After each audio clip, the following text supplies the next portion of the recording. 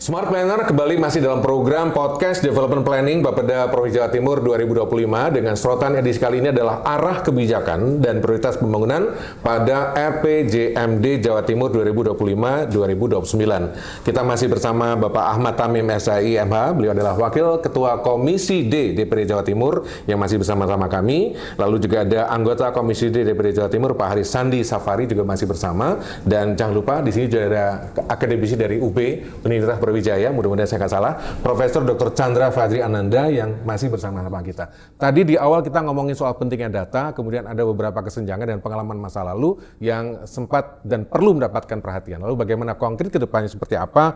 Sekarang saya ke Gus Tamin dulu. Gus, yang saya kalau bicara soal akurasi data ini tadi kan kita kembali lagi pada permasalahan yang utama bahwa data itu penting. Semua orang sadar bahwa data itu penting, tapi bagaimana mengawal supaya data itu betul-betul real dan tepat sasaran dan tidak eker-ekeran soal partai sopo ya, itu gimana, Gus? Jadi ini ada yang menarik, Mas Iman. Data ini memang segala-galanya. Artinya segala-galanya itu adalah pondasi dasar untuk kemudian kita mengambil kebijakan. Prof, ini di tempat kami terus terang aja lagi ada debatable kaitan dengan data. Kami ini adalah anggota DPR yang kemudian ada namanya reses, ada namanya kunjungan kerja dapil. Turun sama ya, konstituen. Nyaris kami tiap pekan ini kembali ke dapil. Ya tentu kami melihat bahwa ada yang perlu dibantu, ada yang menurut masyarakat adalah prioritas. Tapi kemudian ketika kemudian kami rangkai, kami inventarisir dalam bentuk pokok-pokok pikiran DPRD, nah tentu sajian data ini harus sama, harus simetris, bergaris dengan data yang ada di Bapeda ataupun di organisasi perangkat daerah yang lain. Nah dari situlah kemudian ya tentu ketika yang namanya birokrat, ini kan acuannya adalah acuan birokrat bahwa yang telah di SK-kan oleh BPS adalah ini. Maka mohon Pak Tamim jangan keluar dari ini. Kan Pak Tamim tinggal memilih. Nah, setelah kemudian kami pilih melalui tim kerja kami, oh ternyata yang mereka kemudian mengajukan tadi itu nggak masuk di situ. Yang paling krusial adalah beasiswa semisal. Apa data DTSL, apa macam-macam itu loh Prof, yang kami juga belum sepaham itu. Nah, ternyata memang yang akurasi dan yang kemudian dijadikan patokan adalah data yang dari birokrat. Di sinilah kemudian menurut kami memang kayaknya ya ini Prof. Kalau kemudian kita memulai datanya dari sektor yang paling bawah, katakan desa dan kelurahan, memang kalau naik turun berat Prof. Yang terjadi juga politik lagi ini. Karena orang miskin informasinya kalau kemarin tidak mendukung kepala desa yang jadi juga tidak masuk di data. Nah, hal-hal yang kayak begini ini memang butuh yang namanya independen. Saya kira BPS ini memang harus diperluas. Menarik yang disampaikan oleh Prof. Chandra tadi itu. Kalau dulu ada di tiap kecamatan, ada semacam unit-unit kecil yang menjadi kepanjangan tangan dari gubernur dan pusat untuk mengakurasi data, ini kayaknya tiba saatnya untuk kemudian harus dikembalikan lagi. Dan kalau kemudian akurasi datanya dibutuhkan adalah per semester, sebaiknya per semester. Di beberapa kabupaten kota, Mas Iman, saya lihat katakan seperti Banyuwangi, terus dulu awal-awal ada Jembrana, ada Prof. Gede Winase yang jadi bupati. Itu sudah ada yang namanya satu data untuk Kabupaten Jembrana saat itu. Artinya miniatur itu sudah amat lama ada di negeri ini. Tinggal bagaimana kemudian dipotret ulang untuk menjadi sebuah otoritas yang saya kira diberikan sebuah otonom untuk kemudian berkreasi, berinovasi atas data ini. Kalau kemudian handle pusat, saya juga nggak terlalu yakin bahwa data ini akan akurasinya kemudian sangat amat kuat. Waktu itu beliau Pak Gede Winase itu seorang profesor yang menjadi bupati saat itu, update-nya ini per bulan atau per 3 bulan gitu, nggak sampai 1 semester. Sehingga nyaris tahu persis bahwa ini adalah petani yang kemudian lahannya hanya cukup untuk dibuat makan satu keluarga, bahkan tidak sampai di masa panen dia sudah nggak cukup. Akhirnya apa? Dia bikin kebijakan kemudian pembebasan pajak atas tanah. mikirnya adalah wong hasilnya aja dimakan satu keluarga nggak Masih cukup. kurang. Iya. Kok kemudian, nah tidak sekedar pajaknya, nah kemudian ada yang namanya pembebasan biaya pupuknya. Nah dari situlah kemudian tidak soal masalah infrastruktur yang namanya jalan jembatan, tapi semuanya terproteksi di situ. Iya. Nah ini lagi Prof, yang mohon maaf agak panjang sedikit, satu kata lagi. Ketika yang namanya pembangunan sudah kita lakukan, baik itu yang provinsi, katakan jalan provinsi, yang jalan nasional adalah jalan nasional, tapi kemudian kita lupa bahwa jalan ini harus dirawat ini, harus dipelihara lingkungannya, Iya. sehingga tidak jarang jalan dibangun, sudah selesai, ada got yang kemudian nutup, karena nggak ada kepedulian dari desa setempat yang dilalui, Meluber ke akibatnya jalan. meluber ke jalan dan rusaklah jalan itu. Iya. Nah, sinergi kolaborasi yang kemudian di luar dari sekedar ngomong anggaran, Prof. Tapi bentuknya adalah partisipasi dan gotong royong. Ini kok wis mulai pudar ya. Betul. Nah, ini karena apa? Masa ada kepala desa yang kemudian ada usul dari rakyatnya, Pak, dia sudah 3 hari nggak makan. Dia menjawabnya dengan enteng, mohon maaf nggak ada anggaran. Ini kan naif, Pak. Iya. Padahal negeri ini dibangun, Iya. yang saya tahu adalah partisipasi dan gotong royong. Prof mau menanggapi apa yang dikatakan Gus Tamim, monggo Prof. Ya, ya. Ini menarik ya sampaikan Gus Tamim. Jadi pertama kita masih ingat ya dulu ada istilahnya itu participatory budget plan. Ya. Jadi bagaimana penganggaran itu disusun berdasarkan partisipasi masyarakat. Pada waktu kita bicara musrenbang, ada istilah dalam perencanaan itu namanya shopping list. Jadi saya pernah pengalaman di Bapeda sini, pada waktu kita ada dana yang bisa untuk bantu kabupaten kota se-Jawa Timur, itu hanya 4 triliun. Zaman itu.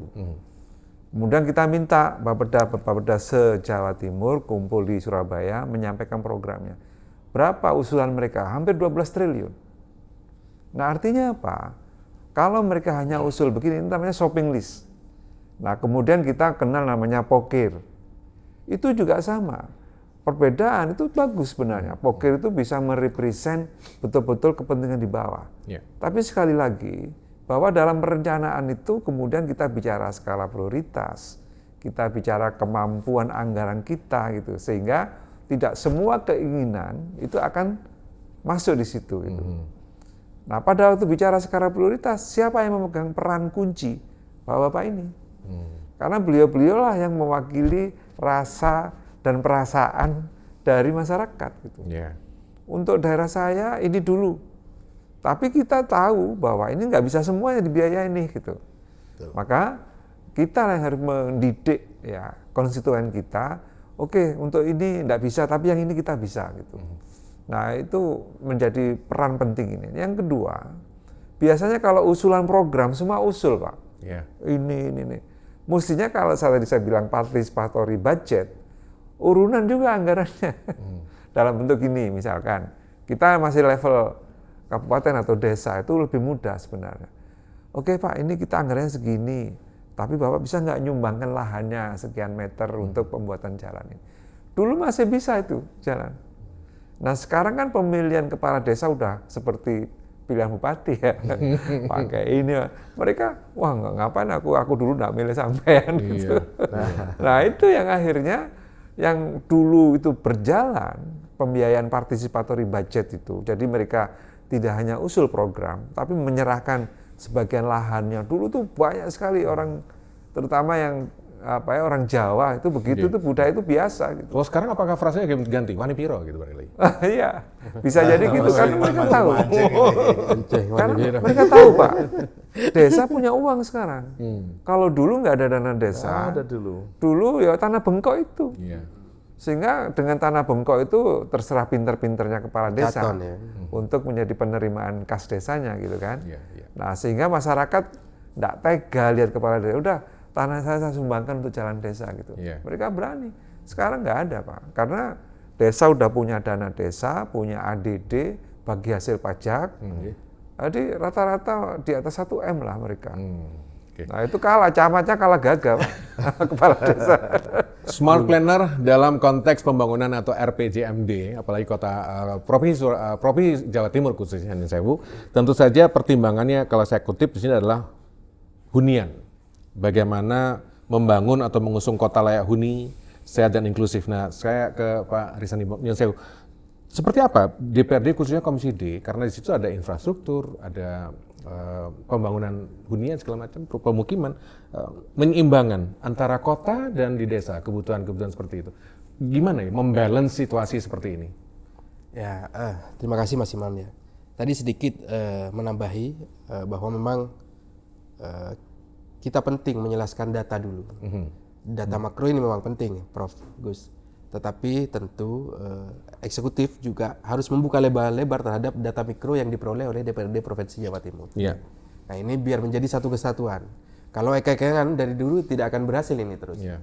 Oh, pokoknya data itu wes, ya kan kayak gitu. Data itu pokoknya data mau tahu wes itu isi list kayak gitu. Sementara data mikro yang diperoleh DPRD tidak juga diakomodasi kayak gitu. Maka penting adanya akomodasi aspirasi. Nah, soal yang Mas Iman tadi, soal hunian, nah ini juga berimbas Mas Imam. Ada juga soal data yang kita peroleh baru-baru kemarin ini Gus, kayak gitu. Bahwa ketimpangan pembangunan, ini kan berkaitan dengan itu, agar pemerataan pembangunannya juga bisa selaras Mas Iman. Ini ada yang kacau masih datanya, kayak gitu. Ini justru ada yang kemarin kita temui, ini sudah dibangun, tetapi di data eksekutif juga ini belum dibangun, kayak gitu, dan seperti itu. Nah, di kabupaten kita banyak teman-teman, salah satunya dengan pengusaha, Bapeda ini bekerja sama. Gitu. Kita juga sering dilibatkan karena saya juga selaku Ketua Kadin di Pamekasan, bagaimana merencanakan arah pembangunan agar tidak berefek kepada pembangunan yang lain, misalnya pertanian. Harus ada lahan hijau yang tidak boleh kita lingkungan hijau yang tidak boleh kita terobos kayak gitu. Nah ini yang harus kita petakan dan itu sudah berlangsung Mas Iman. Tetapi pada dasarnya ini tidak terlalu menyulitkan bagi kita karena memang di kabupaten ini sudah ada titik-titiknya mana yang boleh dibangun, mana arah pembangunannya ke arah mana, selatan, sehingga utara dan selatan yang dibilang Prof tadi agak timpang ini tidak terjadi di kabupaten. Nah yang justru terjadi ini masalah data. Masalah data soal RTLH juga kayak gitu. Yang tidak padu dari tahun ke tahun kayak gitu. Juga beasiswa yang tidak padu dari tahun ke tahun kayak gitu. Nah, ini harus ada akomodasi aspirasi. Data makro ini penting, tetapi data mikro yang diperoleh dari BPD ini juga harus kita tampung kayak gitu. Nah, ini juga menjadi satu kesatuan yang nantinya menjadi visi misi Provinsi Jawa Timur untuk arah pembangunan yang baik ke depannya. Gitu. Menarik Pak Haris Nyonsewu, di dalam rencana pembangunan juga disebutkan tentang pentingnya menjaga lingkungan sekaligus membangun infrastruktur air. Karena kita tahu climate change atau perubahan iklim ini sudah berdampak pada situasi di Jawa Timur. Bahkan di musim kemarau tahun ini ada beberapa kawasan yang harus disuplai air secara manual gitu. Dan muncul juga kawasan-kawasan baru yang tadinya nggak apa-apa, tapi sekarang tahun ini jadi masalah gitu. Nah, gimana untuk urusan perkembangan seperti ini? Karena saya tahu justru kan fungsi dari DPR itu selain budgeter juga controlling. Gimana Pak Aris? Soal masalah distribusi air kekeringan, efek dari kekeringan ini kan memang unik. Kalau di Madura, di Jawa Timur lah umumnya, kalau pada musim hujannya air jadi banyak. Kalau pada saat musim kemarau, kering kerontang. Ini perlunya arah pembangunan yang jelas, pembangunan yang berkelanjutan, proyek-proyek yang juga dibangun, nanti adanya kerjasama dari pihak provinsi dengan kabupaten, karena memang kabupaten ini saat ini menjadi mata dan telinga. Mereka betul-betul tahu data yang benar-benar real di lapangan daripada provinsi sebenarnya, kayak gitu. Nah, kita dalam hal ini harus berkolaborasi, Mas Iman, kayak gitu, karena memang yang tahu detail betul-betul titik-titik lokasi kekeringan dan lain sebagainya itu adalah desa dan kabupaten. Nah, kita hanya support, dan bagaimana hal ini juga, karena begini. Desa juga kadang menyalahkan bahwa ini bukan ranah provinsi, ini ranah desa. Sebaliknya ini ranah desa, kabupaten, bukan ranah provinsi. Lah ini yang menjadi yang tidak ketemu sampai sekarang. Nah ini cara mengatasinya ya tentu kita harus tanya Prof ini cara mengatasinya gimana nanti. Nah tetapi terpenting bahwa dalam hal ini teman-teman sudah melakukan sinergitas, Gus Tamim terutama di Komisi D juga melakukan sinergitas titik-titik mana yang nantinya bisa juga dibantu oleh kabupaten untuk percepatan arah pembangunan. Misal, Mas Iman, pipanisasi. Ini kan berasal dari sumber mata air, Ya. Jadi sumber mata air yang menggunakan pengeboran, tetapi pada prinsipnya di satu titik sini sumber mata airnya luar biasa, tapi sampai berapa kilo sudah ada air lagi. Iya. Nah, pemerintah provinsi hadir untuk melanjutkan pembangunan, misal pipanisasi kayak gitu. Pipanisasi untuk diarahkan ke rumah-rumah yang memang membutuhkan. Begitu Mas Imam. Ini kolaborasi yang memang sudah dibangun antara Komisi D dengan pihak eksekutif. Iya, saya ke Gus Tamim. Ini menarik karena Pak Haris juga menyentil soal kolaborasi. Setahu saya di era seperti sekarang yang serba terbuka namanya kolaborasi itu sebuah keniscayaan. Nah, dalam konteks merencanakan sebuah wilayah, tentu saja kolaborasi akademisi juga konkret, lalu peran DPRD, peran eksekutif, peran legislatif juga kuat banget. Masyarakat, ini gimana Gus? Kolaborasi yang Ya, terbangun maksimal. sekarang ini. Monggo. Jadi begini, yang terpenting di negeri ini adalah jangan ada yang tertinggal. Kalimatnya begitu kira-kira. Jangan sampai ada dusta. yang tertinggal. Mengarah Yang Mas tertinggal itu Imam. begini Mas Iman. Data sudah kita upayakan seakurat mungkin. Dan data akan jadi pijakan. Oke. Kemudian pelaksananya, baik itu legislatif maupun eksekutif, melaksanakannya adalah sesuai dengan data. Ya. Oke, jalan. Ini adalah konsepsi. Bahkan kemudian dijamin oleh rencana pembangunan jangka panjang nasional, Prof. Ingat saya dulu Presiden ngomongnya adalah jangan pernah tinggalkan dua kata, maju dan berkelanjutan.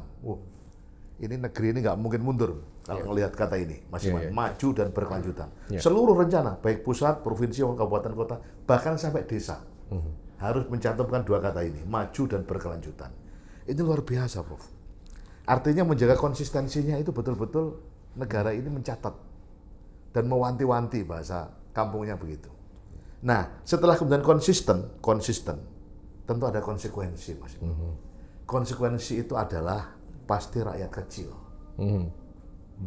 Apapun, kemajuan apapun pasti akan ada konsekuensi bahwa yang tertinggal adalah rakyat kecil. Makanya kemudian ada gubernur yang menyampaikan bahwa nek ngurusi wong cilik ojo hitung-hitungan. Nek ngurusi wong cilik, nggak tahu bahasa Maduranya apa Mas Haris ya. Nah, pokoknya kalau ngurus orang kecil jangan main hitung-hitungan. Nah, maksud saya Saya kepikiran. berarti kan butuh yang namanya monitoring dan evaluasi. Yeah. Nah, monitoring evaluasinya ini adalah pengamat, akademisi, dan ahli. Sehingga kalau toh pasti ada yang tertinggal, ya jangan kemudian banyak. Oke. Itulah yang kemudian, maka perencanaannya, infrastrukturnya, kesehatannya, huniannya, itu juga hunian yang kemudian layak. Lah layak itu adalah seperti apa, tapi jangan lupa bahwa jangan ada rakyat yang kemudian tertinggal. Yeah. Podcast Development Planning Bapeda Provinsi Jawa Timur 2025 masih bersama Panjenengan Sedoyo. Tadi Gus Tamim juga memberikan perhatian yang luar biasa. Saya ke Prof. Chandra. Prof, nyuwun sewu. Menurut Panjenengan, gimana kolaborasi yang terbangun selama ini antara eksekutif, legislatif, kemudian masyarakat sipil dan akademisi? Ya. Kan itu jalan semua kan? Ya sebenarnya sih kalau pengalaman saya ya sebagai orang luar, kalau tidak ada misalkan kejadian APBD nggak ditandatangani DPRD, Jawa Timur nggak pernah mengalami itu. Bahkan punya semangat 10 November itu sudah harus dok gitu ya, sebagai hari pahlawan, juga hari di mana kesepakatan-kesepakatan itu selesai. Oke. Kalau kita bicara APBD, itu bukan dokumen teknis itu. APBD itu adalah dokumen politik. Jadi we cannot talk only about right atau wrong.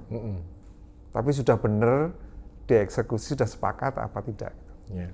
Jadi kalau kita bicara dokumen politik APBD, maka tentu keputusan-keputusan yang sudah diambil di dalam APBD itu, kalau kata tadi Mas Arif, ya udah masukkan yang dari tanda petik ya, dari masyarakat, yang mikro, kemudian dari makro harus digabung. Selama itu sudah menjadi kesepakatan di dalam proses politik itu selesai. Disitulah gitu. Yang kedua, saya nggak tahu sekarang ya, kalau dulu kita ada namanya forum CSR ya, di koordinator Bapeda.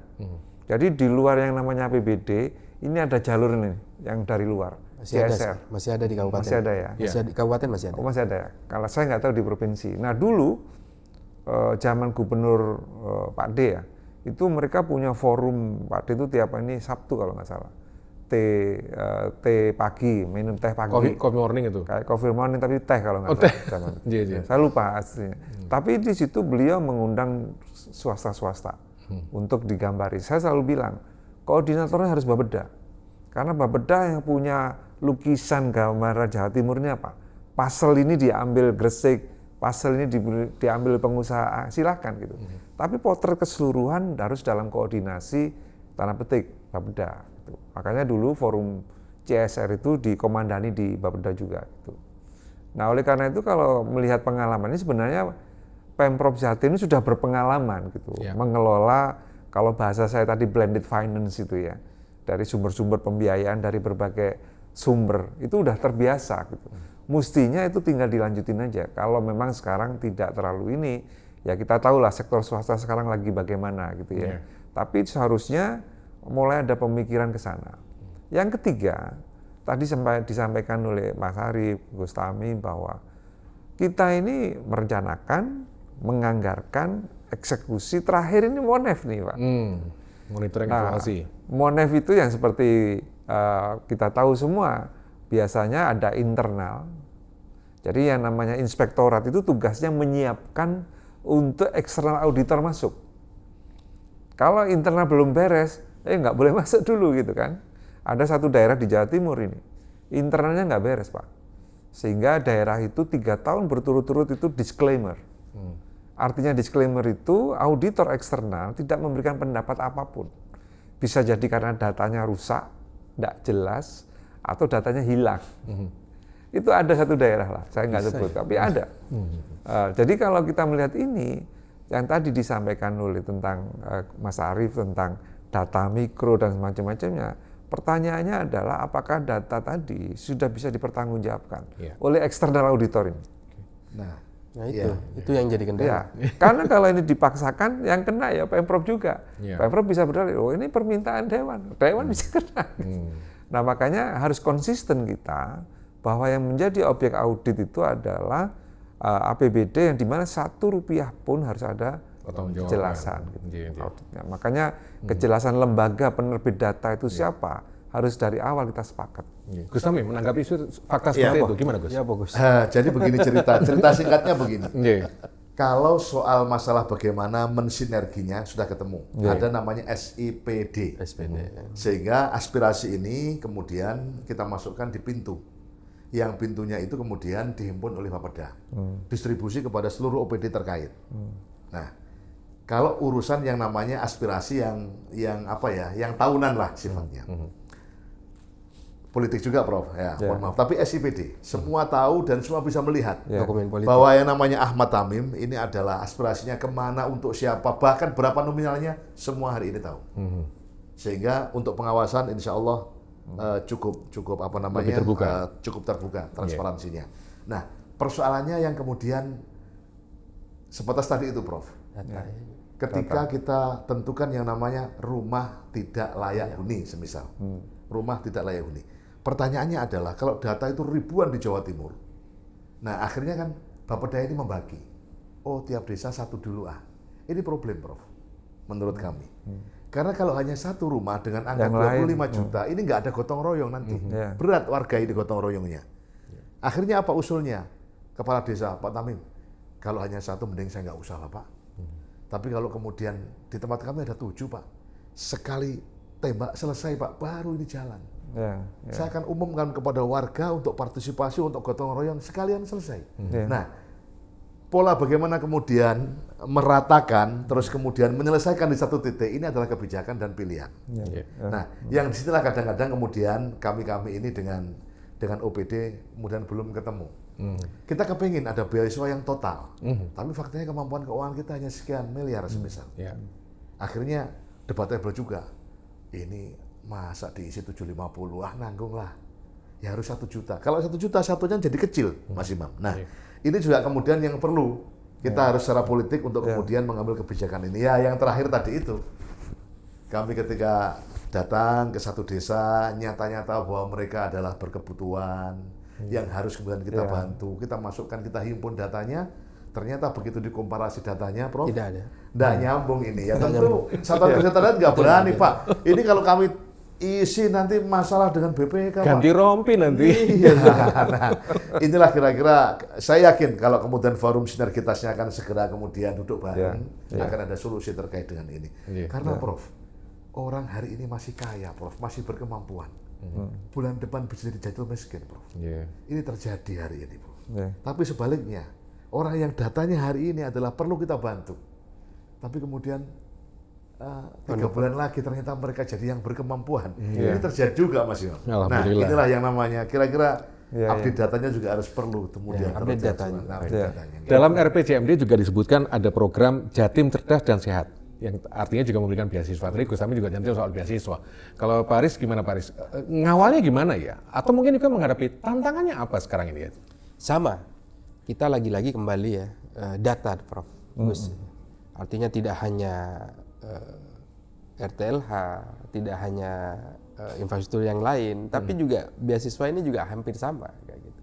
Setelah kita komparisikan dengan data yang kita terima benar-benar dari Bapeda tentunya, dari eksekutif, lah banyak data-data siswa yang sebenarnya sudah lulus. Ini yang aneh bagi kita. Sementara kita mau masukkan yang data yang baru, tentu ini kan kita tidak bisa. Yang mikro ini tidak bisa moro-moro langsung masuk. Tadi kalau Prof bilang ini siapa yang mau bertanggung jawab, kita juga tidak mau kayak gitu. Kita yang antarkan pun juga nggak mau. Kita juga tidak mau, Prof. Ini kita mau berjuang benar-benar, tapi kita berjuang di tempat yang salah kayak gitu. Ini kita juga tidak mau. Tapi kembali lagi Mas Iman, ketika data yang kita disodorkan, terima dari eksekutif, ini loh banyak yang lulus. Nah, makanya penting kata seperti Gus Tami tadi ada update data yang kemudian menjadi sejalan nantinya dengan usulan-usulan data-data mikro yang dari DPRD Provinsi Jawa Timur. Nah ini saya rasa menjadi solusi terbaik untuk tahun-tahun selanjutnya bagaimana arah pembangunan di Jawa Timur menjadi jelas kayak gitu. Menarik kalau dari aspek dunia pendidikan, kadang-kadang parameternya kan kelulusan atau partisipasi murid-murid yang masuk, Prof. Tapi faktanya kualitas manusia kita, IPM kita juga masih tanda tanya gitu. Gimana Prof? Jadi yang pertama saya mau lanjutin itu ya. Jadi memang pemutakhiran data itu wajib hukumnya. Kayaknya semua eksekutif, legislatif semua setuju bantu masyarakat kan semua. Problemnya hanya secara teknis datanya nggak sama nih gitu. Data yang ditampilkan oleh teman-teman eksekutif ternyata tidak sesuai dengan gambaran real sekarangnya. Nah, oleh karena itu saya pikir mungkin perlu dicatat ya, yang paling penting adalah pemutihan data. Nah, pemutakhiran data itu siapa yang tanggung jawab? Pertanyaan yang kedua. Itu. Nah, apakah BPS? Kalau ditanya BPS pasti nggak punya anggaran, Pak. Pasti, maka nggak punya dana. Kami nggak punya mantrisasi seperti dulu gitu. Nah, makanya sekarang apakah dengan bekerja sama dengan tanda petik ya pemerintah daerah untuk biayanya sharing, karena mereka juga perlu kan Pak, data yang kita miliki di level provinsi kan itu adalah penjumlahan dari seluruh kabupaten kota. Kenapa mereka nggak sharing juga? Pos mana, Prof, yang bisa diambil? Nanti kalau didirikan alokasi nanti pos mobil dinas berkurang nanti. Gimana ya, Prof? Nggak, saya pikir kalau itu kepentingan dinas sosial ya, kalau sifatnya itu mau bantuan. Iya. Mancing-mancing terus ya. Mancing-mancing. Itu jangan perumahan berkurang gitu. Nah itu maka saya pikir akan sangat penting kalau itu diselesaikan. Sebenarnya itu tidak terlalu sulit menurut saya. Kalau kebutuhan datanya berapa, itu saya yakin bisa ditanggung. Sekarang yang penting semangat ini yang tadi. Daerah kan perlu, kabupaten kota, provinsi perlu. Kenapa nggak biaya bareng-bareng gitu? Desa juga perlu. Desa juga perlu. Mereka punya anggaran, Pak. Nah, muaranya pasti ke desa. Nah itu kalau dipimpin ya oleh satu kementerian, jadi itu udah kebijakan Kemensos misalkan, kebetulan Gus Ipul. Bisa pengen aja ke Gus Ipul untuk Gus Ipul membuat peraturan pemerintah atau peraturan Kemensos itu untuk updating data. Gitu. Dan itu saya pikir kalau itu selesai, itu sepertiga masalah udah selesai sebenarnya di data ini. Karena efisiensi anggaran akan terjadi. Jadi miss spending itu gara-gara itu. Kemudian yang tadi apa? Yang terakhir tadi? IPM. Nah, IPM. Jadi IPM ini memang kalau pendidikan itu dihitung dari APS, angka partisipasi sekolah. Pertanyaannya adalah apakah yang sekolah itu pasti lulus, Pak? Nah, kan dah. belum lagi kemudian yang putus sekolah berubah-ubah terus. Atau kemudian kita lebih bagus sebenarnya menghitungnya bukan partisipasi sekolah gitu, tapi lama sekolah dia. Lama sekolah itu mid-year school. Nah dulu pakai itu, sekarang nggak tahu kalau dirubah jadi APS gitu. Nanti Saya nggak ngerti lama juga. sekolah lama sekali nanti gitu. Jadi kayak misalkan 8 tahun. Oke. 8 tahun berarti kan dia udah lulus SD. Betul. Tapi menjelang putus sekolah di SMP gitu. Iya. Nah mid-year school itu. Iya. Nah itu kalau kita hitung, yang paling parah kan di Papua Pak. Papua nggak ada 6 tahun, berarti nggak ada yang lulus SD. Jadi kita bisa bayangkan di Papua itu dikasih uang berapapun, pasti hilang. Oke.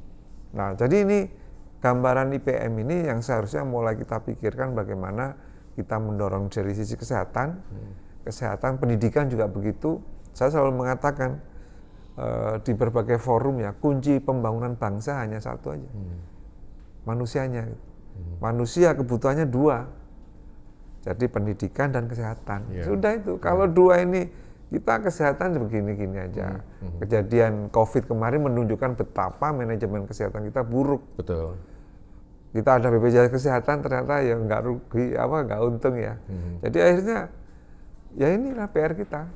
Udah PR kita itu. Jadi yang namanya kesehatan dan pendidikan. Pendidikan apakah kemudian kita jamin anggaran pendidikan kita yang sangat besar itu? Di ukuran internasional ada PISA namanya. Itu PISA itu untuk mengukur membaca, berhitung, dan sains.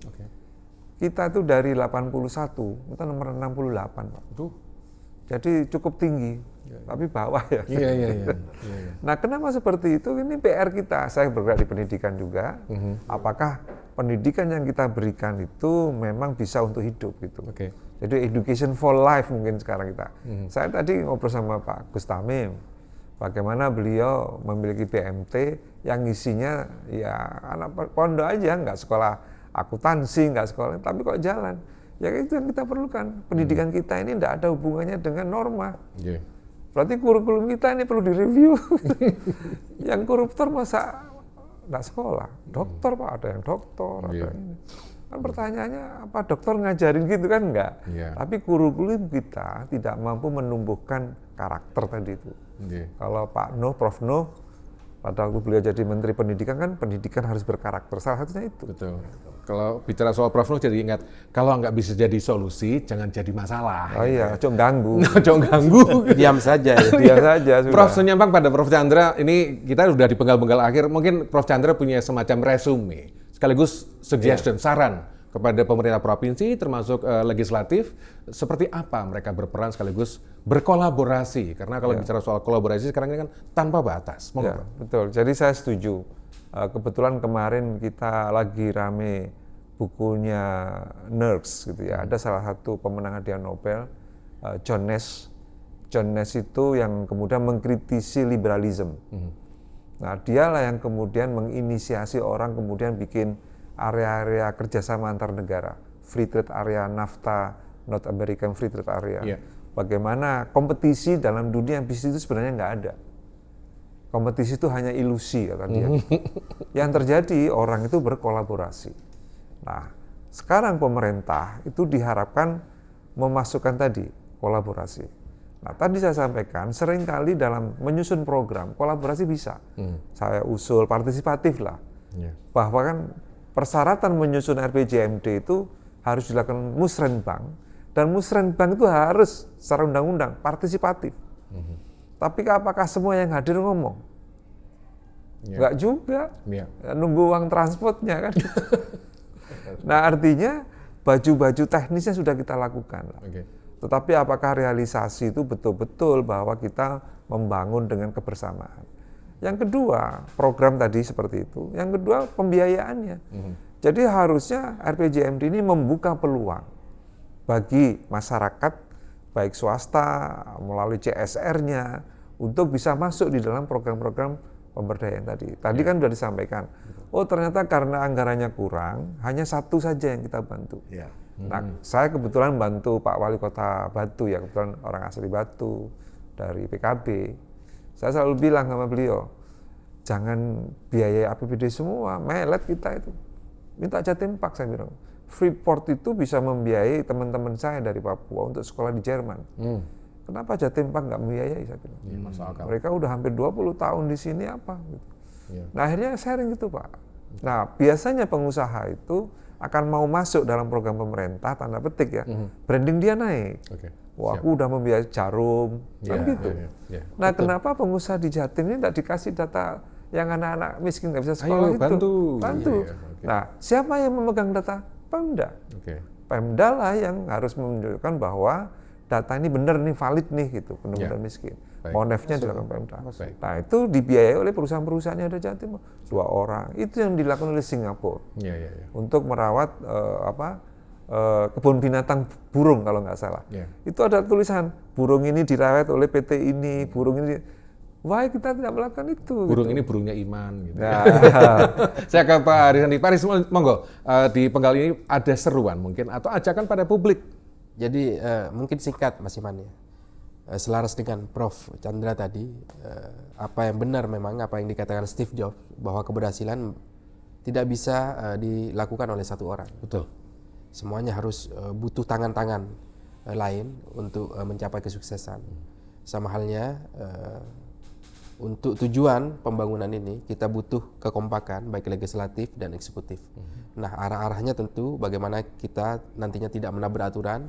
Tadi sudah dijelaskan oleh Prof bahwa kita juga tidak ingin walaupun menyuarakan aspirasi rakyat ya, seenaknya memasukkan, ternyata salah kayak gitu. Nah, ini yang penting kita nanti rumuskan dengan teman-teman, tentu akan mengambil juga dengan teman-teman eksekutif. Nah, bagaimana caranya nanti kita harus rumuskan Mas Iman kayak gitu. Baik, saya ke Bapak Wakil Ketua Komisi D DPRD Jawa Timur. Siap Mas Imam? Iya.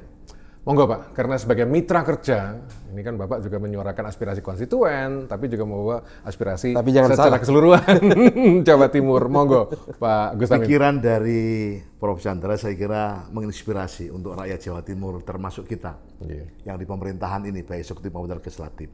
Sekali lagi hilangkan ego sektoral. Yang ada adalah kata kita.